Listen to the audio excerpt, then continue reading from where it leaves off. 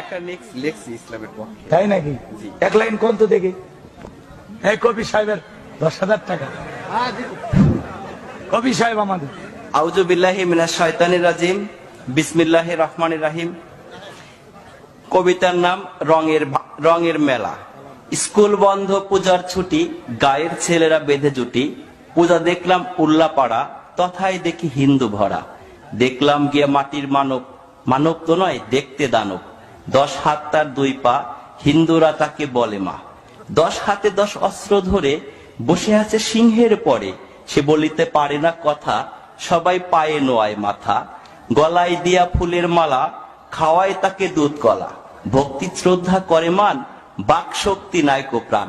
প্রাণ নেই তবু কেমনে মরে, নিয়ে যায় তাকে নদীর তীরে। তীর হতে তুলে মধ্য জলে, লাথি মেরে দিয়েছে ফেলে।